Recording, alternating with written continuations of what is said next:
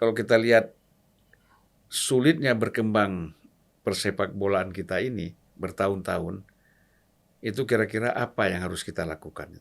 Nah, kira-kira dari segi pengalaman ya, Pak Manila, apa yang harus dilakukan? Saya melihat ya, pengalaman saya sendiri dulu. Ketika tim nasional diserahkan pada saya, itu terjadi karena ada konflik antara Pak Akub Zainal sebagai manajer tim dengan Pak Cardono sebagai ketua umum PSSI. Waktu saya tinggal 1 tahun. Kalau saya menerima tugas selalu saya pelajari kenapa kita tidak maju-maju itu. Pemain kita kembali kepada teori Sun Tzu kan. Kenali dirimu, kenali lawan. Musuh kita siapa? Di SEA Games, Thailand, Singapura kuat, Malaysia. Dia juara tahun sebelum di Manila, dia juara di kandangnya dia. Lalu saya minta pakar-pakar olahraga dari UNJ, dari Surabaya, dari UNESA, coba pelajari bagaimana kondisi mereka. Bikin trikopornon mereka Desember nanti. Dibikin program. Kuncinya hanya satu, disiplin. Saya sebagai manajer jangan ikut-ikut ngatur teknis. Walaupun mungkin saya bisa baca buku, baca biografi orang, tapi teknis serahkan pelatih. Kita percayakan pelatih dengan asistennya, dengan pelatih fisiknya. Waktu itu ada Danurindo, silahkan diatur. Sepak bola ini adalah olahraga tidak teratur. Tapi zaman saya minta dia atur, dia diteratur. Dia heading berapa kali benar, berapa kali salah. Dia syuting ke gawang striker kita, berapa kali tepat ke lingkaran itu atau di luar. Kita bisa persentasenya tuh. Lawan kita siapa? Nonton saya suruh, hitung. Gimana kelemahan dia, kelebihan dia. Walaupun saya di semifinal hanya adu penalti lawan Singapura, kemudian di penalti lawan Thailand. Tapi karena kita kalah fisik. Itu satu bulan setengah saya latih fisik di Cimahi itu. Naik gunung, lari. Itu. Sampai 2 pemain kita lari. Ini mau jadi tentara apa main bola? Dia bilang, bukan. Ini untuk fisik Anda. Anda lawan Thailand, coba lihat kelihatannya. Singapura. Kadang-kadang mereka dari angkatan daratnya ikut masuk jadi pemain juga kan? Pandi Ahmad, Singapura dulu kita main itu. Dia senternya bola waktu itu kan. Kita belajar.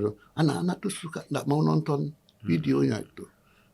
Lebih baik makan, ngelayap, cari bakso gitu. Saya suruh nonton. Dia lihat lawan kita seperti ini gitu. Jadi kuncinya disiplin. Kemudian kedua, pengurus sepak bola itu harus menyayangi olahraga, sayang sama bola. Jangan hanya untuk popularitas. Benar. Saya mengurus klub, nanti kalau klub saya menang, saya bisa jabatan saya 2 periode. Bisa menang nanti jadi bupati. Jadi gubernur. Wah, kacau jadinya. Nah, kalau itu terjadi, mereka bermain. Supaya jangan kalah, wasit atur, bikin penalti 2 menit, 3 menit sebelum. Ini yang saran saya, mudah-mudahan apa yang kita bicarakan ini didengar ya. Karena mengurus sepak bola itu beda. Benar. Harus baik hati kita, waktu kita. Hati terlibat ya. Hati sangat terlibat. Nah saya contohkan diri saya tidur sama mereka, naik pesawat saya di ekonomi, ya mereka mobilnya mobil KONI DKI, kadang-kadang saya ikut, padahal saya pejabat waktu itu punya mobil, ya jangan bawa istri ataupun mungkin bukan istri ke tempat latihan, mereka kan pisah dengan keluarganya. Yang belum kawin waktu itu cuma Widodo, Rocky, yang lain sudah berkeluarga. Ferry Sandria itu teriak dia bisa kapan saya pulang, atur nanti Sabtu kita nggak latihan boleh, ya Minggu yang ke gereja tak ada latihan, Jumat kita latihan sore aja, pagi siap untuk ini kita berikan. Ini harus desain. Tugas manajer itu nggak kayak di Inggris, di manajer datang mau latihan bawa mobil parkir ganti pakaian latihan habis itu pulang. Kita nggak bisa.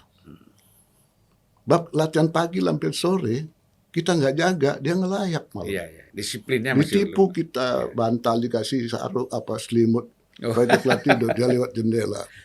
Nah, kita awasi. dia pakai teman itu. Jadi kuncinya disiplin saja. Ya. Nah, kalau ini bisa dilaksanakan, mudah-mudahan ya. Tadi kakak bilang, kenapa yang muda-muda itu bisa jadi juara, bisa jadi ini, kok yang senior malah tidak? Iya. Nah, itu disiplinnya nggak ada. Iya. Kasih vitamin nggak diminum, susu nggak mau Jadi diminum. faktor kesadaran ya. Dan banyak juga pejabat-pejabat kita kadang-kadang kalau ada klub-klub bagus yang baru berkembang di satu daerah dia, itu dia kasih sumbangan. Tapi dengan syarat nanti klub bola ini harus membawa foto-foto dia, kampanye-kampanye untuk dia. Ini jadi rusak kita ini. Apalagi tuh tiap yang pelatih nggak usah beli pemain yang bagus, beli aja 3 pemain. Wasit tengah, wasit samping. Iya. 3 pemain. Jadi udah suap menyuap dari. Iya. Jadi tidak usah beli striker bagus, tengah bagus, belakang bagus, cari aja 3 wasit itu. Iya. Itu akhirnya kan melanggar aturan itu. Itu harus dikasih kartu merah itu. Iya.